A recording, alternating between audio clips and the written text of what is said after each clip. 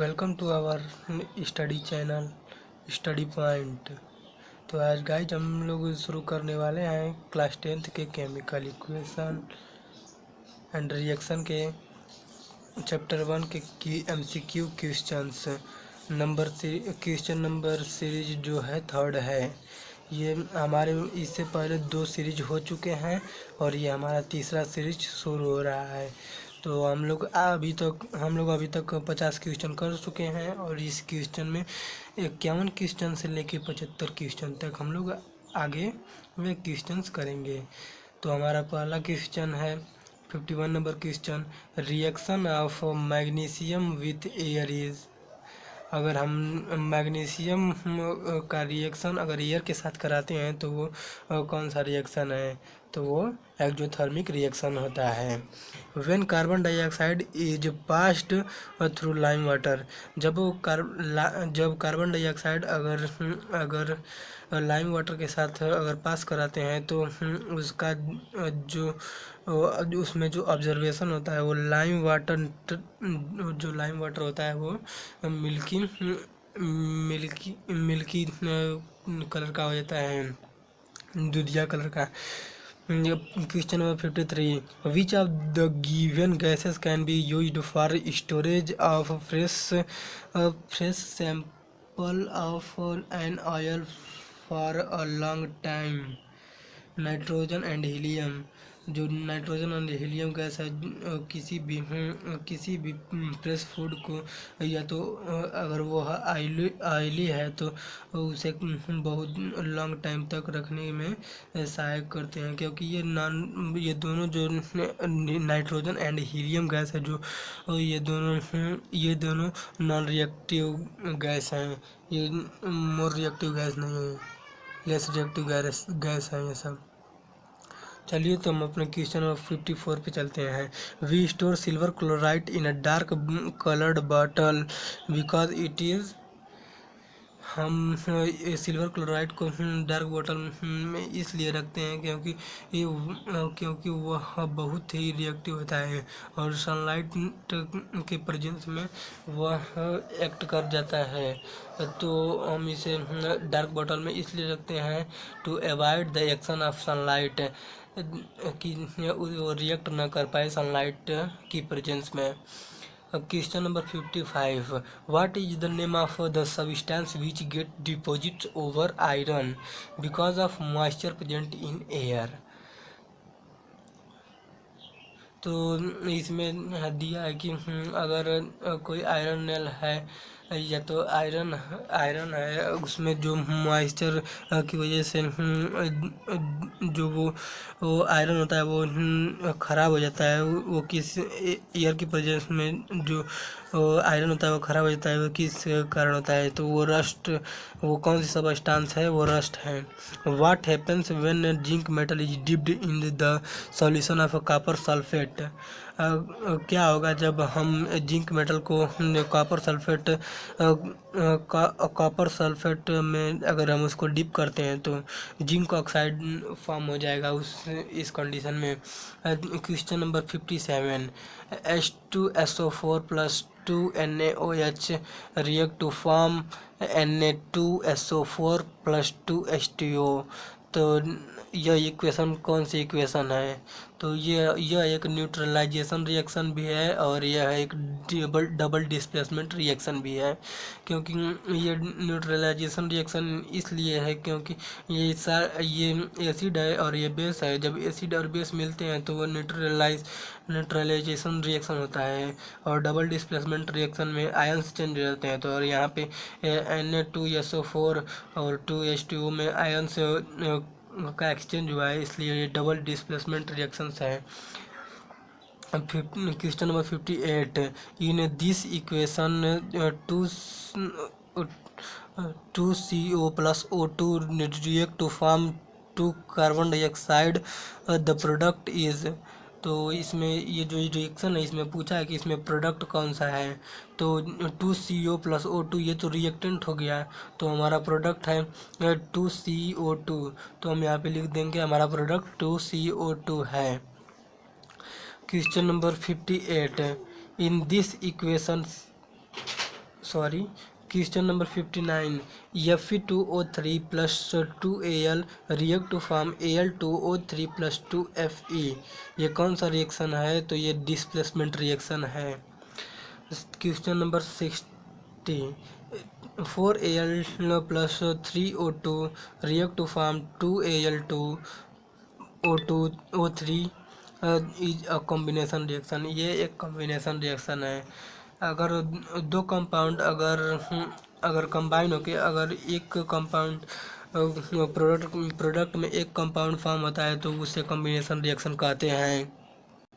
चलिए तो हम चलते हैं अपने क्वेश्चन नंबर 61 की ओर। When lead nitrate is heated, a brown colored fume is produced.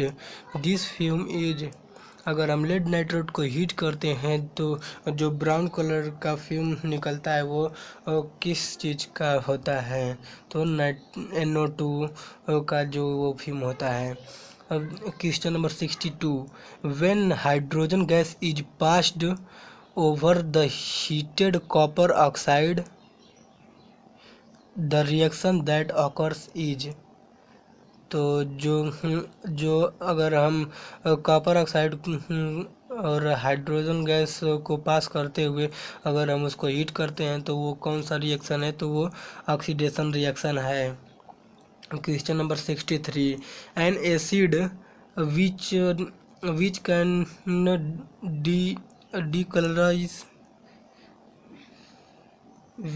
Decolourise sorry, question number 63, an acid which can decolorize purple colored solution permanganate solution is। वो कौन सा सॉल्यूशन होता है जो पोटेशियम परमैंगनेट को decolourise कर देता है? पर्पल कलर जो होता है पोटेशियम परमैंगनेट का उसको डिकलराइज कर देता है, तो वो सिट्रस एसिड होता है, citric acid. Question number 64, how does the color change when the gases after thermal composition of ferrous sulfate come in the contact with an acidified solution of potassium dichromate? इसका answer है green to orange. जो उसका colour होता है green से orange colour में वो change हो जाता है। Question number 65, the electrolytic decomposition of water gives H2 and O2 in the ratio.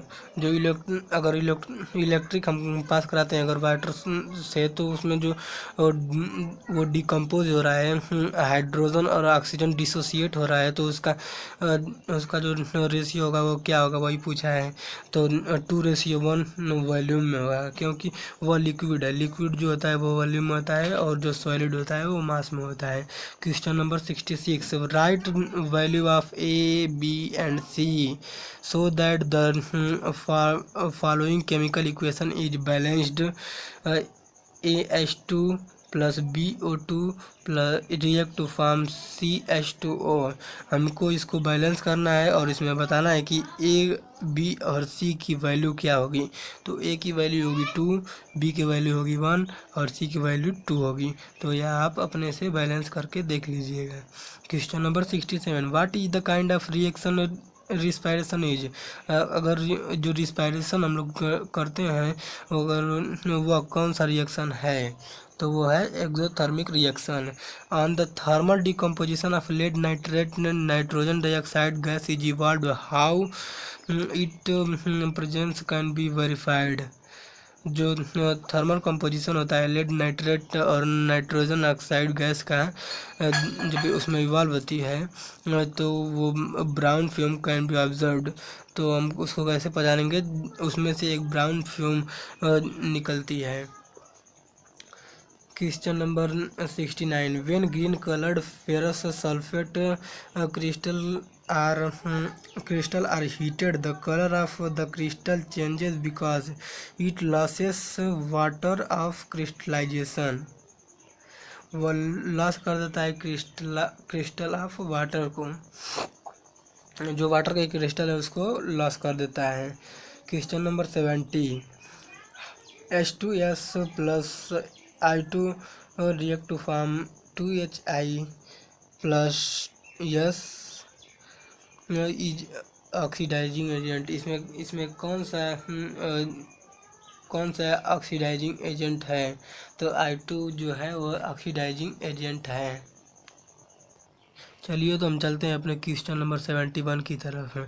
Silver article turns black when kept in the open for a few day due to formation of Ag2S। जो silver article होते हैं वो black क्यों हो जाते हैं? क्योंकि वह एयर के कांटेक्ट में आते हैं तो Ag2S फॉर्म करते हैं। Question number 72 uses of chemical carbonate. Chemical calcium, sorry ये गलत हो गया यहाँ पे, केमिकल के जगह पे कैल्शियम रहेगा। Uses of calcium carbonate. Calcium carbonate की यूजेज कहाँ कहाँ पे हैं? तो white washing, marble manufacturing, building material में ये सब में यूज होते हैं। Question number 73 laughing gas formula. Laughing gas का फार्मूला होता है N2O। What is question number 74 what is the formula of water gas?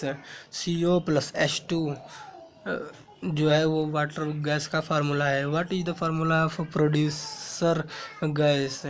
CO plus N2। Carbon monoxide plus nitrogen जो है ये दोनों प्रोड्यूसर गैस है, और कार्बन मोनोऑक्साइड प्लस हाइड्रोजन जो है वो वाटर गैस है। तो दोस्तों आपको यह वीडियो कैसा लगा कमेंट करके बताइए, लाइक कीजिए, सब्सक्राइब कीजिए और इस चैनल के वीडियोस को शेयर कीजिए अपने दोस्तों के साथ। Thank you very much.